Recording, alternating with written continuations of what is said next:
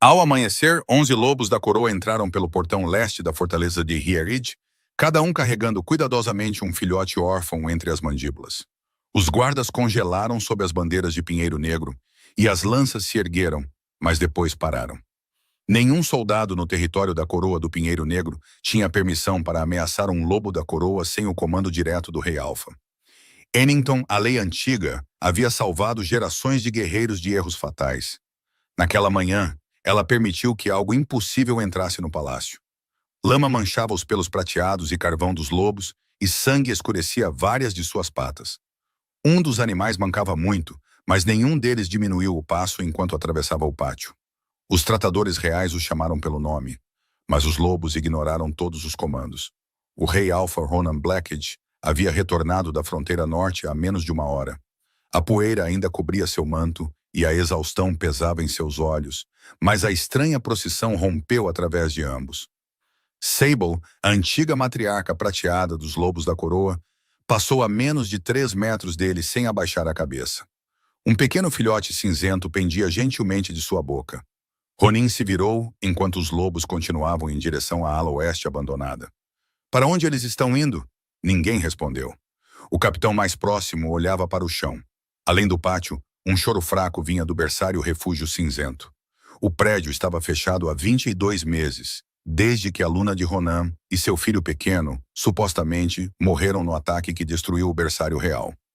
Os lobos seguiram o antigo caminho da cisterna, onde abriram passagem por pedras rachadas. Em vez de se aproximarem da entrada principal acorrentada do refúgio cinzento, eles se viraram para um arco de serviço estreito, escondido sob era morta. Ronin franziu a testa. A porta oficial ainda tinha o selo vermelho de quarentena de um curandeiro real, mas a passagem de serviço não tinha nenhum aviso. Alguém havia se esquecido de sua existência, ou alguém queria que o palácio se esquecesse. Sable desapareceu sob o arco. Ronin ordenou que os guardas permanecessem do lado de fora e a seguiu sozinho. Paredes de pedra fria engoliram a luz da manhã. À frente, ele sentiu o cheiro de leite morno, cobertores de lã, fumaça de lenha, casca de salgueiro esmagada e o cheiro inconfundível de crianças assustadas. A passagem se abria para a antiga sala de banhos do refúgio cinzento. O berçário além dela não estava mais vazio. Cobertores cobriam o chão e tigelas de barro estavam ao lado de uma lareira recém-acesa. 23 filhotes dormiam em grupos cuidadosos sob colchas remendadas. Alguns eram jovens demais para se transformar em forma humana. Outros permaneciam presos na forma de lobo, apesar de terem idade suficiente para mudar. Uma mulher com um vestido marrom desbotado estava ajoelhada perto do fogo. Suas mãos estavam vermelhas de sabão e frio, e uma trança solta repousava sobre um ombro. Ela parecia cansada o suficiente para cair onde estava sentada. No entanto, quando Sable se aproximou, a mulher não estendeu a mão imediatamente para o filhote nas mandíbulas da loba. Ela colocou ambas as mãos sobre os joelhos e esperou. Você trouxe mais um, ela sussurrou.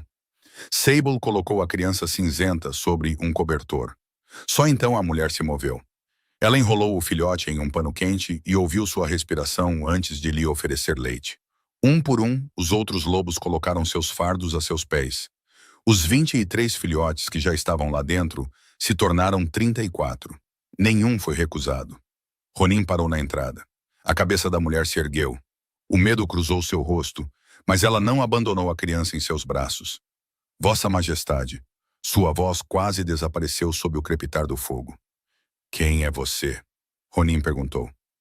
Maraven, eu trabalho na lavanderia externa. Seu olhar percorreu o berçário. E isto?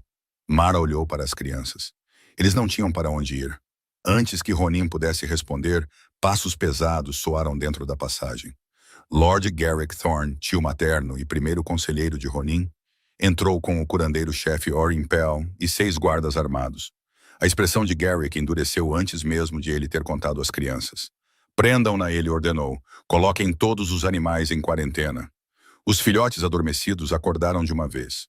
Corpos pequenos se arrastaram para trás. Uma criança bateu na parede em pânico, e outra se escondeu debaixo de um banco.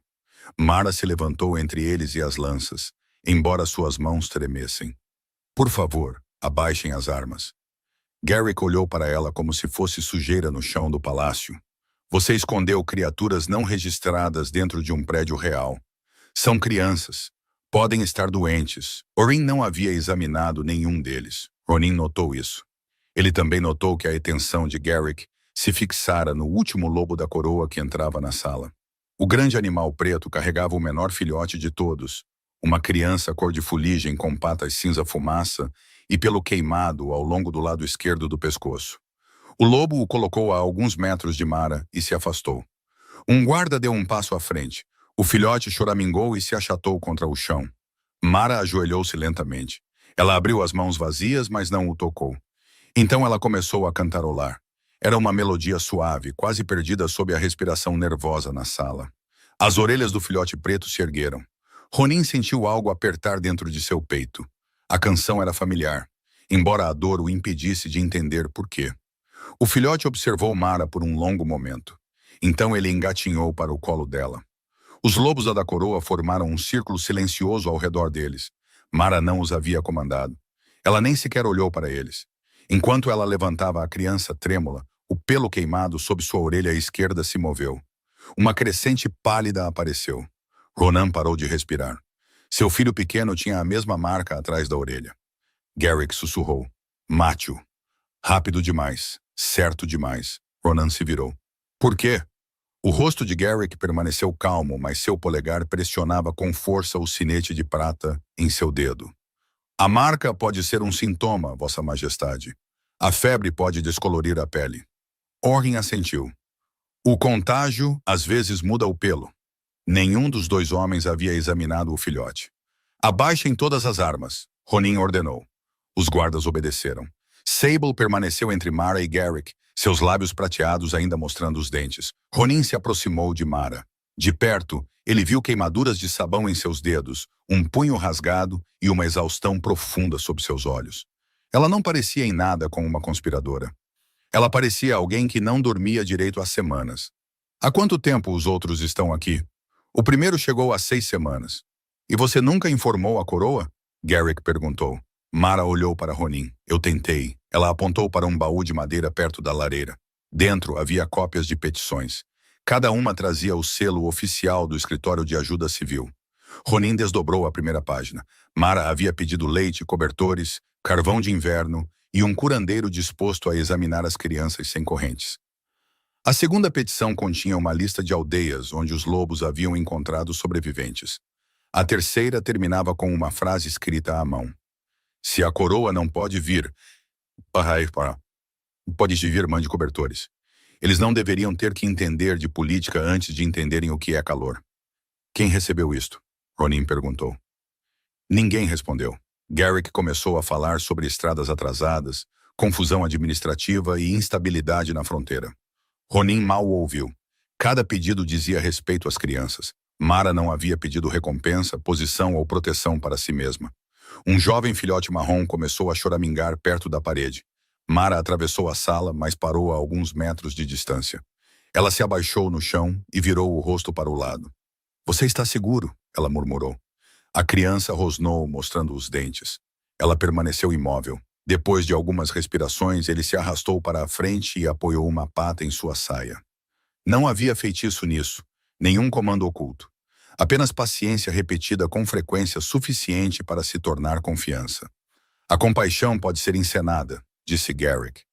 Mara manteve os olhos no filhote. O medo não pode.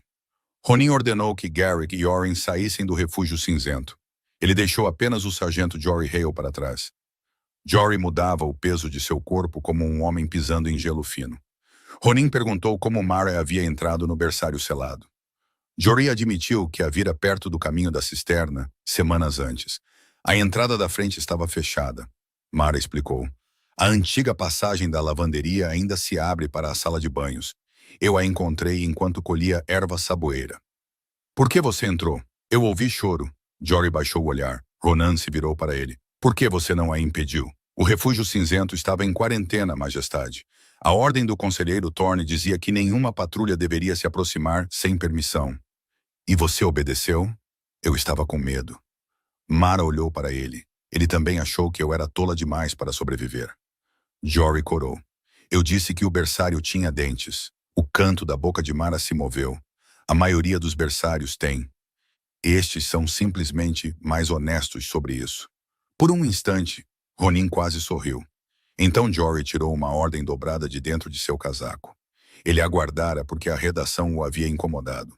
O comando proibia os guardas de relatar choros, movimento, fumaça ou entregas perto do refúgio cinzento, a menos que o escritório de Garrick solicitasse uma declaração.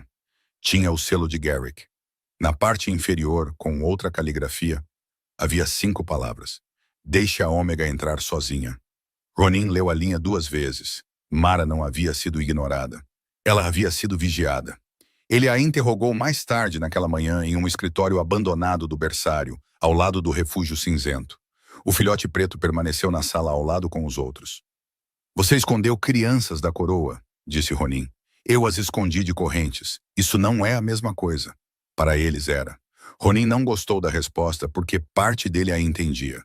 Ele perguntou quem havia trazido comida, quem sabia da passagem e quais famílias da fronteira haviam ajudado.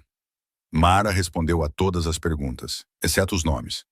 Proteja-os primeiro, ela disse, então eu falarei. Um som de arranhão veio de debaixo da porta de comunicação.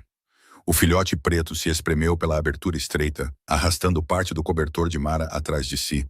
Ele atravessou o escritório e desapareceu debaixo da cadeira de Ronan. Ronin olhou para baixo. 2 olhos dourados o encaravam das sombras. Ele seguiu você, sussurrou Mara. Ele seguiu seu cobertor. O cobertor está debaixo da minha cadeira. Ronan se inclinou para pegá-lo. Um rosnado parou sua mão. Não o encare, aconselhou Mara. Eu sou o rei dele. Ele parece disposto a ignorar isso. Por vários minutos desconfortáveis, o alfa mais temido do norte sentou-se de lado, enquanto um pequeno filhote o julgava de debaixo de carvalho esculpido. Ronin baixou a voz e manteve as mãos visíveis. O rosnado suavizou. Finalmente, uma pata preta se arrastou para a frente e pousou em sua bota. Algo doloroso se moveu atrás das costelas de Ronin. Ele se lembrou de fumaça, um corpo coberto e Garrick dizendo que não havia mais nada para ver. O momento terminou quando Mara notou a crescente pálida novamente. Você a reconheceu? Disse Ronan. Não. Seus olhos se ergueram para os dele, mas o conselheiro Thorne sim. Ronan convocou o escrivão que administrava o escritório de ajuda civil. O homem chegou suando, apesar do frio. Ele afirmou que nenhuma petição do refúgio cinzento jamais havia sido recebida. Ronin colocou as cópias de Mara ao lado da ordem de Garrick. O escrivão olhou para as marcas de recebimento. São genuínas, ele admitiu. Quem removeu os originais? Eu não sei. Essa resposta pode lhe custar o cargo. Os lábios do escrivão tremeram. Disseram-nos que todos os pedidos do bairro Oeste já haviam sido resolvidos. Dito por quem? Antes que ele pudesse responder, Jory entrou carregando um pacote enrolado em oleado. Ele havia revistado o posto de guarda abandonado ao lado do refúgio cinzento e o encontrou escondido sob uma pedra solta. Dentro havia registros de entrega de leite, cobertores, remédios e carvão de inverno. Cada item havia sido cobrado ao Tesouro Real. Quase nada havia chegado ao berçário. Ao lado de cada remessa ausente, apareciam as mesmas iniciais. GT. O escrivão empalideceu. Esses registros deveriam ter sido destruídos. O silêncio se instalou na sala. Ronin olhou para ele. O homem percebeu seu erro tarde demais. Quem ordenou a destruição deles? Ele olhou para o corredor onde os guardas de Garrick geralmente ficavam. Eu apenas segui instruções. Nomes. O escrivão abriu a boca. Um grito agudo se ergueu do refúgio cinzento antes que ele pudesse responder. Mara já estava correndo antes que Ronin chegasse à porta. Eles entraram no berçário e encontraram os filhotes pressionados contra a parede do fundo. O filhote preto estava na frente deles, rosnando para uma janela aberta. Um dardo de prata tremia no parapeito de madeira. Um líquido azul brilhava em sua ponta. Jory o cobriu com um pano enquanto os guardas revistavam o pátio, mas o agressor havia escapado por entre as árvores. O filhote preto tremia tão violentamente que suas garras arranhavam o chão. Mara se abaixou a alguns metros de distância. Você nos avisou, ela sussurrou. Você se saiu bem. Seu rosnado se transformou em um gemido assustado. Ele se arrastou em direção a ela e se escondeu sob sua saia. Orin chegou com Garrick e 2 assistentes. O animal deve ser examinado, declarou Orin. Ronin concordou com uma inspeção controlada dentro do refúgio cinzento. Nenhuma criança sai desta sala, disse ele. Orin fez uma reverência. Então seus assistentes desdobraram um pano contendo 4 contenções de prata. Antes que o metal tocasse o chão, todos os filhotes recuaram. Vários gritaram. Um começou a bater a cabeça contra a pedra. Mara se moveu entre as crianças e os curandeiros. Guardem isso, você não tem autoridade aqui, disse Orin. Nem o medo. Um jovem guarda ergueu sua lança quando o filhote marrom avançou em pânico. Mara aparou o cabo com o antebraço. A criança assustada mordeu o movimento mais próximo e cravou os dentes na palma da mão dela. Sangue escorreu entre seus dedos. O guarda recuou para atacar. Sabri atravessou a sala com um rugido que sacudiu a poeira das vigas. Ela ficou sobre Mara enquanto os outros lobos da coroa formavam uma parede ao redor deles. Nenhum lobo atacou, nenhum precisou. Abaixem todas as armas, Ronin comandou. As lanças tocaram o chão. Mara não se afastou violentamente do filhote. Ela esperou até que sua mandíbula se afrouxasse e então retirou lentamente a mão ensanguentada.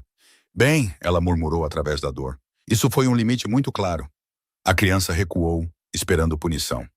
Mara enfaixou a mão e deu-lhe apenas uma distância silenciosa. Ronin se ajoelhou ao lado das contenções descartadas. A prata tinha o mesmo cheiro amargo do dardo envenenado. Por que trazer isto? Ele perguntou.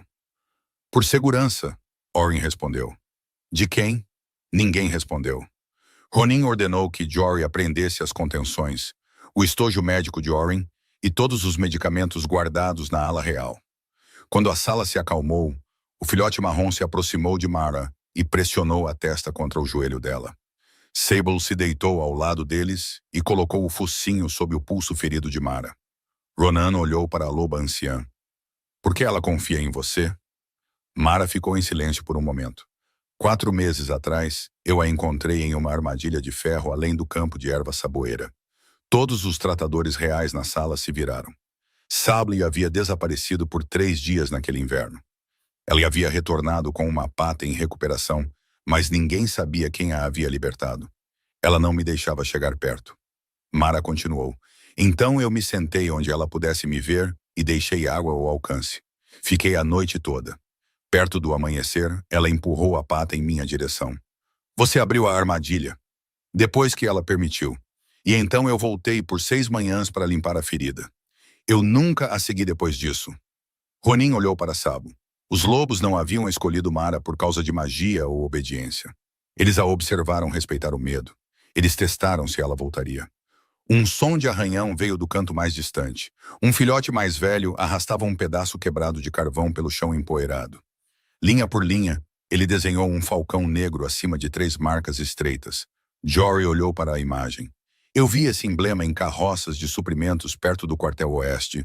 As escoltas de ajuda privada de Garrick usavam aquela estrada depois do anoitecer. Garrick forçou um sorriso. Crianças desenham o que imaginam.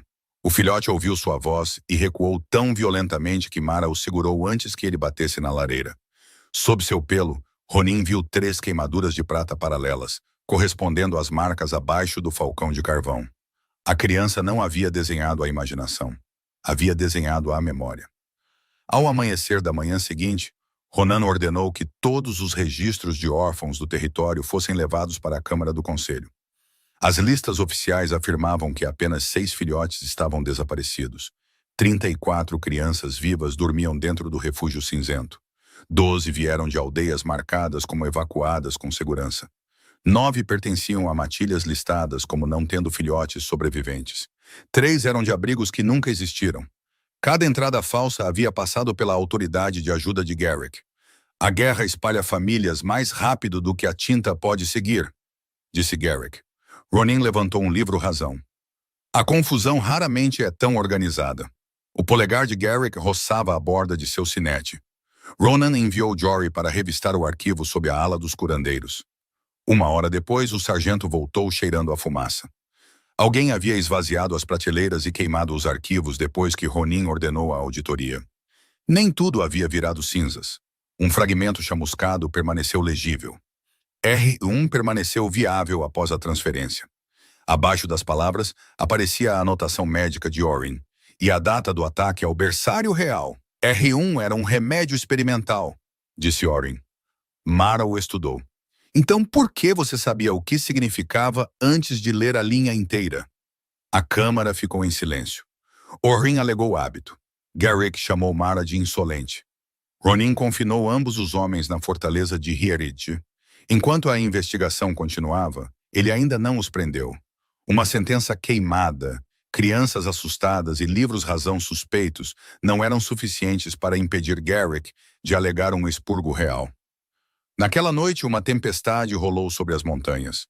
Trovões abalaram o refúgio cinzento. Todos os filhotes acordaram gritando. Alguns se esconderam debaixo de bancos. Outros arranharam o chão como se procurassem túneis. O filhote preto se agachou atrás da lareira, ofegante. Quando Ronin se aproximou, ele mordeu o ar. Ainda não, disse Mara. Deixe-o ouvir algo seguro. Ela começou a cantarolar a mesma canção de ninar que usara quando o filhote chegou. Ronin congelou. A Luna Alene cantava aquela melodia ao lado do berço de Elias. Ela sempre mudava a nota final porque o filho deles ria quando ela errava. Mara mudou a mesma nota. O tremor do filhote diminuiu. Ele se arrastou em direção a ela e pressionou a cabeça contra seu coração. Onde você aprendeu isso? Ronin perguntou. Mara continuou a cantarolar até que a respiração da criança se acalmasse. 3 semanas atrás, uma mulher ferida me encontrou perto da cisterna. O nome dela era Nessa. Ronan conhecia o nome. Nessa havia sido a ama de leite de Alene. Ela fora declarada morta no incêndio do berçário. Ela me disse que os lobos da coroa estavam levando as crianças para longe de homens com falcões negros, disse Mara. Ela disse que Sable traria um filhote preto quando acreditasse que o refúgio cinzento estava seguro. Ela me ensinou a canção e me deu isto de debaixo de seu vestido. Mara tirou um pequeno pingente de prata com o brasão particular de Alene. Ela morreu antes do amanhecer, sussurrou Mara. Ela me fez prometer que, quando o filhote viesse, eu nunca o devolveria à ala real. Um relâmpago iluminou o berçário. Ronan olhou para a marca crescente, o registro queimado, o pingente de Nessa e o medo de Garrick. R1 nunca significou um remédio. Significava real 1. A criança nos braços de Mara poderia ser o filho que Ronin havia enterrado. A esperança entrou na sala, mas não parecia gentil. Parecia afiada o suficiente para cortar uma sepultura. Ronin queria pegar o filhote em seus braços e anunciar que seu filho vivia. Mas a criança se encolhia sempre que ele se aproximava. Não o faça provar nada esta noite, disse Mara. As mãos de Ronin se apertaram, depois se abriram. Aqueles curandeiros os chamaram de violentos. Mara olhou para as cicatrizes escondidas sob o pelo do filhote. Eles foram feridos, e depois foram punidos por agirem como feridos. Uma criança tinha queimaduras estreitas em ambos os tornozelos. Outra tinha falhas no pelo, onde algemas de prata haviam esfolado a pele. Sob o pelo no pescoço do filhote preto, um símbolo de curandeiro desbotado havia sido tatuado ao lado de uma antiga perfuração. O remédio não os assustava, disse Mara. As pessoas que o seguravam, sim.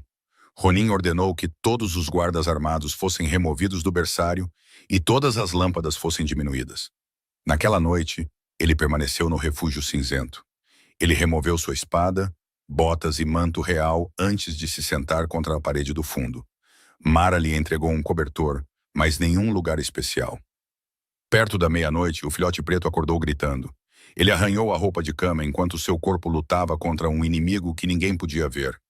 Ronin se moveu instintivamente. O filhote recuou para trás de um banco e bateu a cabeça contra a pedra. Ronan parou. Todas as lições do campo de batalha lhe diziam para agir. Mara lhe disse para esperar. Ela colocou uma mão no chão a alguns metros da criança. Ronin a copiou. Minutos se passaram. Você pode respirar, Vossa Majestade, sussurrou Mara. Eu estava respirando. Não de uma forma que convencesse alguém. Devagar. O filhote parou de bater na parede. Ele saiu de trás do banco, mas manteve distância. Por um batimento cardíaco, a pata preta debaixo dele mudou. Pequenos dedos humanos pressionaram contra a pedra. Então o pelo voltou. Mara inspirou bruscamente. A criança choramingou e se aproximou de Ronin. Uma pata pousou na ponta do pé descalço do rei. Ronin não se moveu. O contato durou apenas 3 respirações, mas seus olhos arderam. Eu falhei com ele. ele sussurrou. Mara cobriu outro filhote adormecido. Então não peça a dor para desculpar o que o amanhã ainda pode reparar. Ao amanhecer, Ronan comparou as marcas do curandeiro no pescoço da criança com o livro Razão apreendido de Orin. 3 pontos e uma crescente apareciam ao lado de 12 entradas noturnas. A linha final dizia: manter a forma animal até que a sucessão esteja segura. Mara leu a frase 2 vezes. Então ela olhou para os outros filhotes. Quantos receberam isso? Mesmo agora, ela se recusava a tornar uma criança mais valiosa que as outras. Ronin ordenou que a antiga pedra do juramento de sangue fosse descoberta sob o arco selado do refúgio cinzento. Apenas a casa Blackhead poderia despertá-la. Ele cortou a palma da mão e a pressionou contra o brasão esculpido. Uma luz prateada se espalhou pela pedra. Então ele deu um passo para trás. Mara não levou o filhote para a frente. Ela esperou até que ele se aproximasse por conta própria. A criança cheirou o sangue de Ronan e tocou a pedra com uma pata incerta. A luz explodiu através do arco. Todos os lobos da coroa abaixaram a cabeça. Sable se ajoelhou mais perto dele. Ronin colocou 2 dedos contra o peito do filhote. Um batimento cardíaco chegou de forma constante. O segundo veio cedo demais. Um ritmo inofensivo e irregular. O coração de seu filho. Ronin estendeu a mão antes que pudesse se conter. A criança fugiu para trás de Mara. A mão do rei caiu no chão. Mara não lhe ofereceu uma mentira fácil. Você não precisa conhecê-lo hoje, ela disse à criança. Ronin abaixou a cabeça para não mais se impor sobre ele. Não precisa, ele concordou. Eu vou esperar. Algo mudou na expressão de Mara. Até então, ela vira um rei enlutado tentando recuperar o que lhe pertencia. Agora ela via um pai disposto a deixar o amor permanecer sem resposta. O filhote se aproximou, roubou a luva de Ronin e desapareceu sob um cobertor. Jory pigarreou. Vossa Majestade, acredito que o príncipe tomou propriedade real. Mara observou a luva desaparecer. Ele talvez já entenda de impostos. Ronin quase riu. Antes que o calor pudesse se instalar, um servo da cozinha chegou sem fôlego. O menino do estábulo que havia encontrado os registros queimados estava desaparecido. Seu boné estava perto do portão oeste, ao lado de rastros de carroça. O rosto de Ronan endureceu. Alguém havia observado a investigação de perto o suficiente para saber qual testemunha importava a seguir. Ele colocou Jory no comando da guarda do refúgio cinzento e selecionou soldados de unidades fora do comando direto de Garrick. A entrada da frente, o caminho da cisterna, as janelas e a passagem da lavanderia foram barrados. Então Ronin se virou para Mara. Não saia de perto de Elias. Ela olhou para as crianças que a cercavam. Eu não planejava sair de perto de nenhuma delas. Ao entardecer do dia seguinte, uma serva da cozinha chegou carregando 2 latas de leite seladas e uma ordem com o brasão de Ronin. Jory a parou na porta do berçário. Mara abriu uma tampa e franziu a testa. Sob o creme, havia algo amargo e doce. Erva da noite. A serva começou a chorar. Ela jurou que um intendente mascarado havia trocado as latas perto das cozinhas do oeste.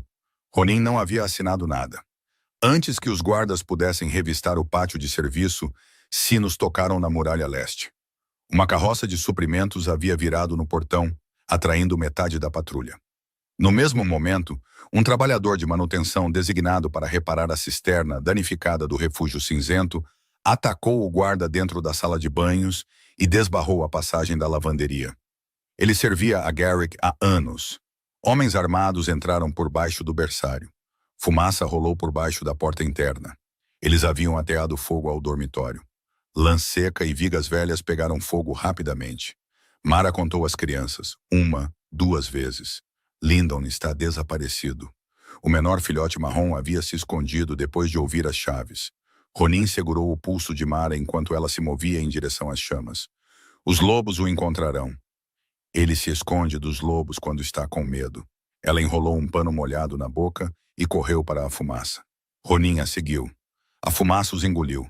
Mara rastejou debaixo das camas, chamando o nome de Linden sem gritar. Uma viga em chamas caiu atrás deles. Então veio um arranhão fraco. Lyndon estava preso dentro de um baú de madeira, suas patas ensanguentadas de tanto arranhar a tampa. Mara o libertou. O telhado gemeu. Ronan jogou seu manto sobre eles e os carregou em direção à sala de banhos. Lá fora, homens com roupas de couro da fronteira invadiram o pátio. Suas armas ostentavam o emblema do Falcão Negro. Um gritou que Mara havia envenenado as crianças e iniciado o incêndio enquanto praticava medicina proibida. A acusação soava preparada porque era. Sable atacou o líder deles. A loba da coroa arrancou armas das mãos e forçou a milícia a recuar. Um arqueiro ergueu seu arco em direção a Mara. Ronan cruzou a distância e o quebrou com um golpe. Ninguém toca nela. Um segundo agressor jogou uma rede de prata em direção a Elias. A criança congelou. Ronin o alcançou primeiro, cobriu-o com seu corpo e recebeu a borda pesada nas costas. Elias tremeu debaixo dele. Ronin não o agarrou. Eu te peguei, ele sussurrou. A criança parou de lutar. Jory capturou um soldado ferido perto da cisterna. Dentro do casaco do homem havia uma ficha de suprimentos do palácio e uma ordem com o selo particular de Garrick. Disseram-nos que o filhote real tinha que morrer antes do nascer da lua, confessou o soldado. A mulher também. Queimar o resto e culpá-la. O telhado do refúgio cinzento desabou antes do amanhecer, mas todas as crianças sobreviveram dentro da sala de banhos de pedra. A fumaça queimava os pulmões de Mara. A mordida em sua mão havia reaberto. Ronan notou o sangue encharcando a bandagem. Sem ordená-la, ele colocou um pano limpo e remédio ao lado dela. Você deveria deixar alguém tratar isso. Você está se tornando muito autoritário novamente. Estou tentando demonstrar preocupação. Precisa de prática. Ele se sentou ao lado de Elias enquanto Mara permitia que o curandeiro em quem Jory confiava limpasse sua ferida. Do outro lado da sala, o príncipe colocou uma pata no pulso de Ronin. Por um momento, tornou-se a mão de uma criança. Desta vez, Ronin não reagiu rápido demais. Uma trombeta soou do palácio. Garrick havia invocado a carta de sucessão de emergência e convocado o Conselho Pleno. Ele acusou Mara de bruxaria, sequestro, envenenamento e traição. Ele também alegou que a dor de Ronin havia tornado o rei incapaz de governar. Ronin já possuía evidências suficientes para prender seu tio em particular, mas uma prisão secreta dividiria o território. Garrick passara anos preenchendo cargos, unidades de guarda e conselhos de ajuda com homens que lhe deviam lealdade. Se Ronin agisse a portas fechadas, os apoiadores de Garrick poderiam alegar que o rei havia assassinado um rival político por causa de um falso herdeiro. Ronin permitiu que a audiência prosseguisse. Garrick permaneceu sob vigilância dentro da ala do conselho. Jory moveu a pedra do juramento de sangue do refúgio cinzento para a sala do trono sob guarda armada.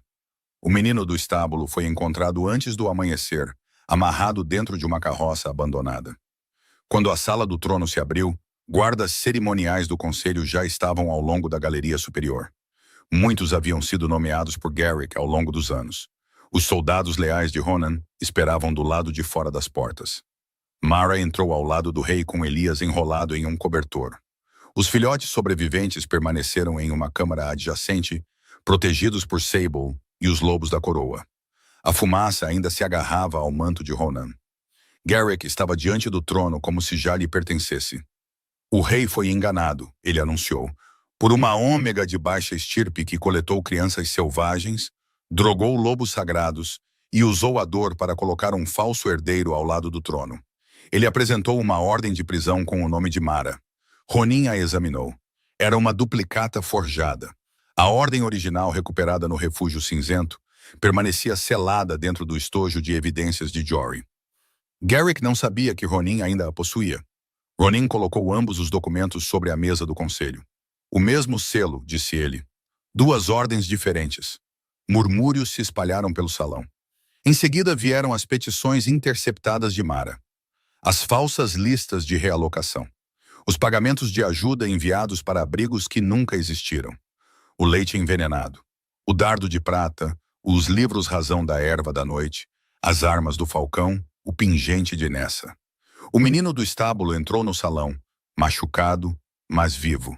Atrás dele vieram a serva da cozinha, o miliciano capturado e 3 mães da fronteira que identificaram os soldados do Falcão Negro que haviam atacado suas casas. Garrick sorriu sem calor. Papel pode ser alterado, testemunhas podem ser intimidadas. Ronin assentiu, assim como túmulos. Oren estava ao lado de Garrick, pálido e silencioso. Ronin abriu o livro Razão Particular do curandeiro na página marcada como Real 1. Diga a eles o que isso significa. Oren olhou para Garrick. A expressão do conselheiro carregava um aviso silencioso. Ronin esperou. Os ombros de Oren desabaram. O príncipe sobreviveu ao ataque do berçário. Ele sussurrou. Os homens de Garrick o removeram antes que o fogo se espalhasse. Eu certifiquei outro corpo queimado como sendo o herdeiro. O salão explodiu. Garrick chamou a confissão de coagida. Ronin pressionou sua palma ferida contra a pedra do juramento de sangue. A luz prateada subiu pelo brasão esculpido. Elias a tocou com uma pata trêmula. A pedra brilhou. Todos os lobos da coroa do lado de fora do salão abaixaram a cabeça. Pela primeira vez, o medo quebrou o controle de Garrick. Ele olhou para a galeria superior. Vários guardas cerimoniais sacaram lâminas do falcão negro de debaixo de seus mantos. Eles não haviam entrado por uma passagem secreta do exército. Eles estavam à vista de todos, protegidos por anos pelas nomeações de Garrick. Peguem o herdeiro, ordenou Garrick. Matem qualquer um que o proteja. O comando apagou todas as dúvidas restantes. Jory abriu as portas da sala do trono. Os guardas leais de Ronin entraram. Sable saltou da escada e arrancou uma rede de prata das mãos do capitão. Mara se agachou na frente de Elias, enquanto os outros filhotes, ouvindo a violência da câmara lateral, se reuniram atrás dos lobos da coroa em vez de fugir. Ronin lutou entre sua família e a milícia de Garrick. Ele desarmou seu tio e o forçou a se ajoelhar. Garrick cuspiu sangue no chão. Você perderá este reino por uma serva e animais quebrados.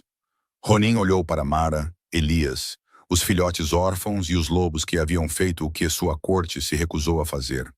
Não, disse ele. Eu quase o perdi por acreditar em homens como você.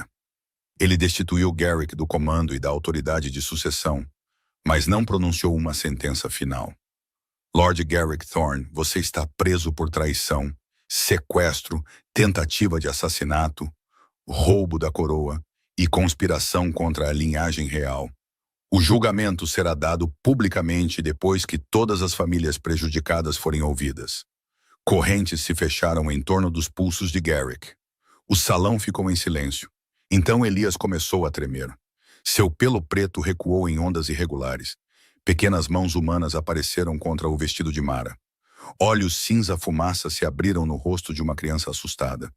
Cicatrizes de prata circulavam seus tornozelos. Ronin deu um passo à frente. Então ele se lembrou de sua promessa e parou. Elias olhou para ele, incerto, com medo. Então a criança estendeu a mão para a mulher que o havia esperado antes de saber seu nome. Mara, ele sussurrou. Ela o acolheu em seu peito. Ronin abaixou sua espada e ordenou que a sala fosse esvaziada. Ele não exigiu que seu filho o escolhesse. 3 dias depois, Ronin estava diante do território sem sua coroa. Famílias da fronteira, servos, curandeiros, guardas e anciãos de matilhas enchiam o pátio público. Os crimes de Garrick foram lidos em voz alta. As evidências estabeleceram que ele havia organizado a invasão do berçário real, desviado dinheiro de ajuda para sua milícia particular, encenado ataques contra matilhas leais, falsificado registros de realocação e permitido que Mara entrasse no refúgio cinzento porque pretendia reunir os filhotes sobreviventes em um só lugar. Ela havia sido escolhida como seu bode expiatório. Uma ômega impotente poderia ser culpada por doenças, sequestro e incêndio. Garrick acreditava que a corte aceitaria sua culpa sem fazer perguntas. Ele estava errado porque os lobos confiavam nela. Garrick recebeu prisão perpétua na Fortaleza de Pedra do Norte. Suas terras e riquezas foram vendidas para reconstruir as aldeias que ele destruiu e apoiar cada criança que ele tentou apagar. Oren Pell perdeu seu título permanentemente. Ele foi preso por falsificar mortes, administrar veneno e ajudar a esconder o príncipe. Após sua sentença, qualquer trabalho que ele realizasse para comunidades remotas seria supervisionado, e ele nunca mais teria autoridade sobre um paciente. Ronin não desculpou suas próprias falhas. Eu assinei ordens de ajuda e presumi que assinaturas eram proteção, disse ele ao território. Eu defendi nossas fronteiras enquanto o sofrimento crescia dentro de minhas próprias muralhas. Garrick escondeu a verdade, mas minha recusa em olhar para o refúgio cinzento deu às suas mentiras um lugar para viver. Ele aboliu o escritório secreto de ajuda. Os registros civis se tornaram abertos à inspeção pública. Curandeiros reais foram ordenados a tratar por necessidade, em vez de por posição. Trabalhadores de baixa estirpe receberam um canal de petição direto ao trono. O refúgio cinzento seria reconstruído como um santuário independente, com contas públicas e proteção contra o controle do conselho privado. Mara se tornou sua guardiã. Ronin fez a oferta em particular primeiro. O cargo vinha com fundos independentes, acesso direto ao rei e autoridade que nenhum conselheiro poderia remover. Isto não é um pagamento, ele disse a ela, e não é uma ordem. Mara leu todas as condições antes de aceitar. Ronin a respeitou ainda mais por isso. 6 meses se passaram antes que o inverno retornasse a Hierrid. O refúgio cinzento renasceu da pedra enegrecida com janelas mais fortes, uma lareira mais larga e camas com o nome de cada criança. Alguns filhotes encontraram parentes sobreviventes, outros escolheram permanecer juntos. Nenhum foi colocado em lares que os assustavam apenas para fazer os registros parecerem completos. Elias alternava entre criança e lobo sempre que o medo o dominava. Ninguém chamava isso de fracasso. Ronan parou de medir a cura pela velocidade. A cada 7ª noite, ele removia sua coroa na porta do refúgio cinzento e ajudava com banhos, histórias, remédios e móveis quebrados. No início, Elias observava da sombra de Mara. Ronan nunca pediu para ser chamado de pai. Ele aprendeu quais histórias a criança preferia, quais passos causavam medo e quais canções o ajudavam a dormir.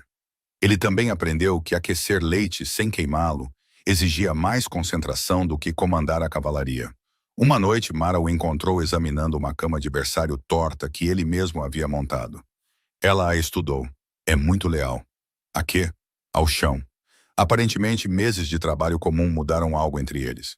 Ronin começou a fazer a vigília noturna quando a mão ferida de Mara doía no frio. Mara começou a confiar nele para confortar filhotes assustados, sem precisar estar por perto. Quando Elias acordava de pesadelos, eles não mais estendiam a mão para a criança no mesmo momento. Um esperava enquanto o outro agia. O respeito se tornou familiaridade. A familiaridade se tornou confiança silenciosa. Em uma noite de neve, Ronan terminou de consertar outra cama e acreditou que o berçário estava adormecido. Elias atravessou a sala em forma humana, carregando a luva real que havia roubado meses antes. Ele a colocou no colo de Ronan. Então ele subiu no banco ao lado dele. Pai, a criança sussurrou. Ronan fechou os olhos. Ele não abraçou Elias até que o menino o alcançasse primeiro. Mara observou da porta, uma mão cobrindo a boca. Ronin olhou para ela. Nenhum deles falou. Nada precisava ser reivindicado naquela noite. A primavera trouxe flores silvestres ao longo do antigo caminho da cisterna. Ronin encontrou Mara colhendo erva saboeira, onde ela ouvira pela primeira vez o choro sob o refúgio cinzento. Ele se aproximou sem guardas ou coroa. Passei grande parte da minha vida na frente das pessoas, disse ele, comandando-as, protegendo-as quando entendia o perigo e falhando com elas quando não entendia. Mara esperou. Eu não quero colocar você atrás de mim, ele continuou, e aprendi a não presumir que você me seguiria. Um leve sorriso tocou seu rosto. O que você está pedindo? Se você me permitiria construir uma vida ao seu lado. Mara permaneceu em silêncio por várias respirações. Ao meu lado, disse ela, não na frente de cada decisão, não acima de cada verdade. Ao seu lado. Ele não estendeu a mão para ela. Mara escolheu a distância, aproximando-se o suficiente para que seus ombros se tocassem. Não foi uma grande declaração.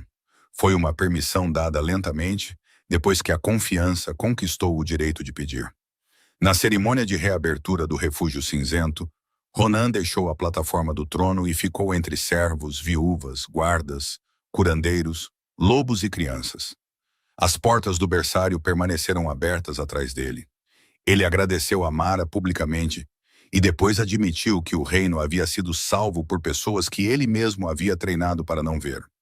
O poder não havia resgatado as crianças esquecidas. A atenção, sim. A responsabilidade, sim. Uma mulher que ouviu um choro e se recusou a ir embora. Sim. Lá fora, Sable descansava sob os pinheiros enquanto os filhotes órfãos brincavam ao redor de suas patas. Elias estava entre Ronin e Mara, segurando uma mão de cada um. A coroa havia dado a Ronin autoridade. As crianças o haviam ensinado para que servia a autoridade. E o refúgio cinzento, uma vez selado pela dor e protegido pelo silêncio, tornou-se o lugar mais acolhedor do reino, porque uma mulher ignorada havia entrado quando todos os outros estavam com medo, e ficado quando ir embora teria sido mais fácil. Fim.